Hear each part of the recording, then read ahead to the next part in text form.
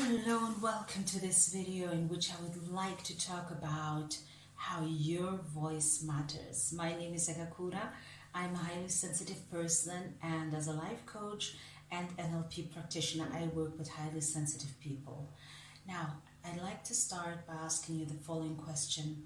Did your voice matter when you grew up? And what do I mean by that? Were you heard when you expressed your feelings, your thoughts? While growing up, were you heard by the adults around you, be it your parents, your relatives, your teachers? Were you taken serious? Why I'm asking this? Because if that was the case, then amazing. But if that wasn't the case, and if on top of that, like many highly sensitive people, you also made the experience of whenever you expressed yourself, you were told of, or maybe being told that you were too much, too sensitive, to just toughen up. That's also a way of not being heard. If you express your emotion and you express how you feel, if you open up, that's already really a major step of trust. And if then that you're not heard in that moment, that can do a lot with you. And it can hurt, it can leave us, it can leave scars. But what it also most probably did, it shaped the way that you perceive yourself. So maybe you also adopted thoughts about yourself, like I'm too much, I'm too sensitive, I'm not tough enough for this world. And you may also have adopted the habit of just not hearing and listening to yourself, of just brushing over your feelings and your emotions, maybe also telling yourself, come on, it's not that bad, come on, just toughen up, don't be a crybaby. You know, the talk that we got when we were growing up that really shapes us later as adults, we adapt that unconsciously, most of us, unless you sit and do the work around it, be it in therapy or in coaching. Most probably you will remain in that circle of talking to yourself the way you were taught to talk to yourself, or the way you were talked to by the adults in your life when you grew up. And something else that also happens, so one thing that happens is that when you were not heard, your emotions were not heard, and by heard I mean they may have been perceived, but not heard as in taken serious. So one thing is you may have adapted that behavior toward yourself. And another thing is you may have gotten used to people, even in your current life and your current circle, be it at work, but even in your private life, just not hearing you. And so it is really important to get clear on that point, and to really evaluate and be honest to yourself by asking yourself, did I feel heard? Sometimes people will be like, yeah, well, I did hear you, but ask yourself, did I feel heard while I was growing up? Did I feel that my emotions were considered? Did they have a space when I grew up? Was there space for me to express myself, to express how I felt, to express what I needed, and to express what I didn't want? Or was I constantly overheard? Was it constantly like belittled, or maybe not taken into consideration? And so to really, only you can answer that question for yourself, because it's your childhood, it's how you grew up. But to really be honest, and I know that it can sometimes be hard, because I remember when I started the process of therapy, there was this point where I looked at the therapist and I told her I would, if I opened up and if I'm honest, I would feel disrespectful to people in my life, people who shaped me while growing up. And she told me, no, but you're just for the first time honoring yourself and honoring your feelings. And so I am very, very familiar with this thing of, I love my parents, I love my relatives. I was raised by wonderful adults. They meant well, yes. And I'm familiar with the thought of, am I betraying them if I now say, but what I would have needed is ... I would have needed in that moment where maybe where I was excluded from that play, or where I came home crying, to be taken serious and to be listened to, not to be told, you know what, just get over it, or that's how it is when you're a kid, whatever your experience was. So I'm familiar with when you first start doing that work, you may feel like I'm betraying people here, but you're not. You're just, and I'll repeat what my therapist at that time told me, just for the first time you're honoring yourself and your feelings, and it has nothing to do with betraying people. You can still say they meant well, but it hurt, and I was hurt. And it's important, in order to get into the habit of hearing yourself and of teaching others to hear you, of choosing circles in which you're heard, because sometimes some people, even people now in our lives, may just not be willing to hear us. So at some point, maybe we'll have to make the choice of changing circles. But it's important to first acknowledge.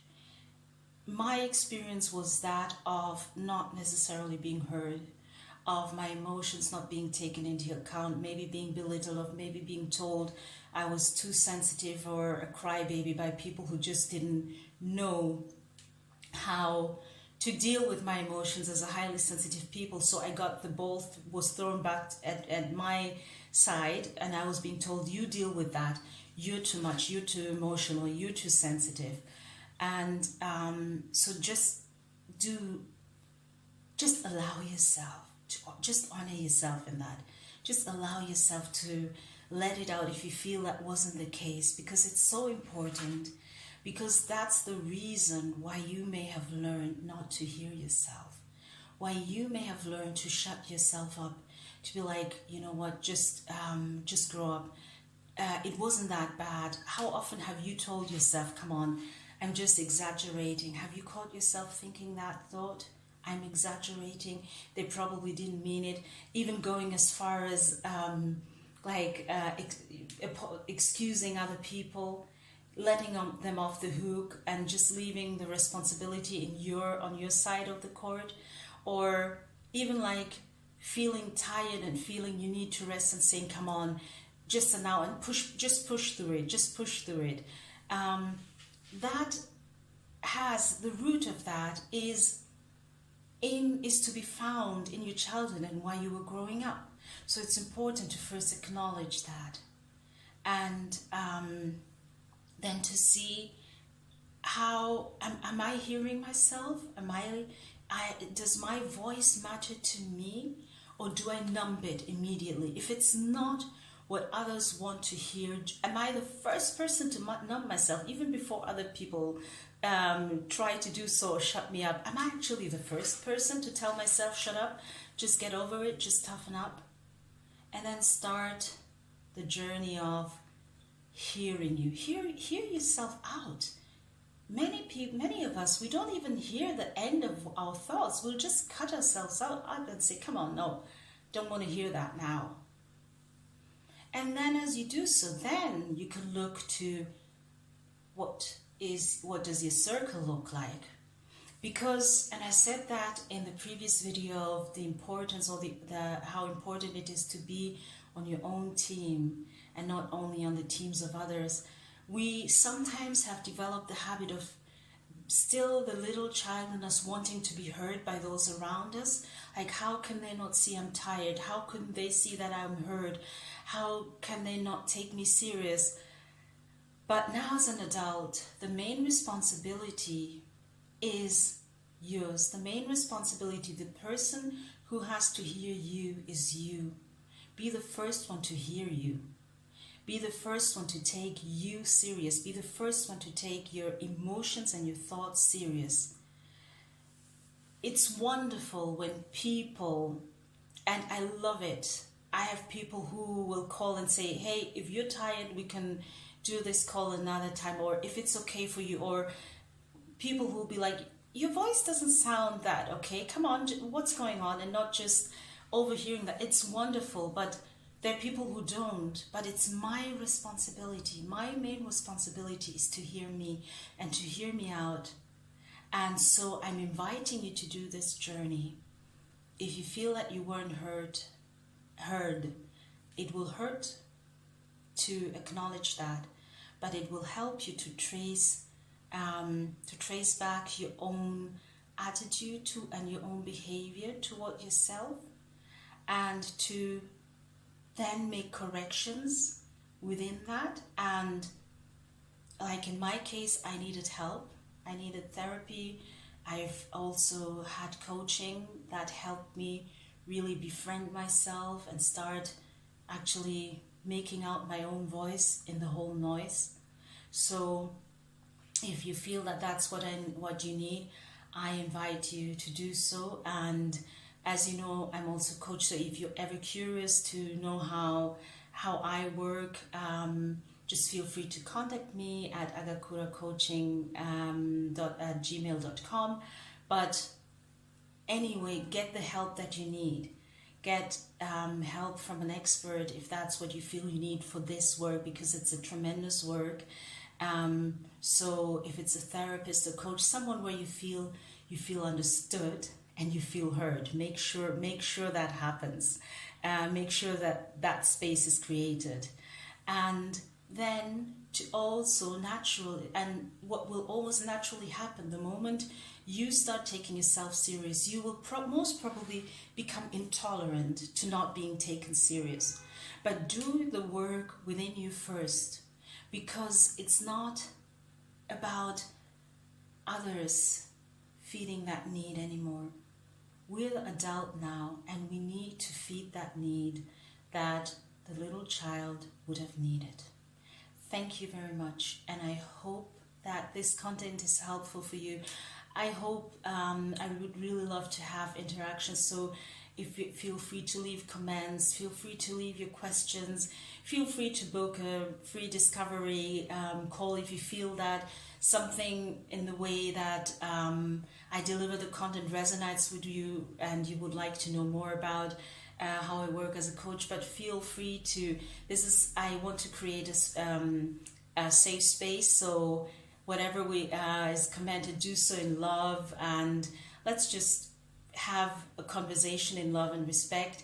And I just hope that this content that I'm delivering is serving you and is helping you when it comes to becoming your best friend, because that's what I want.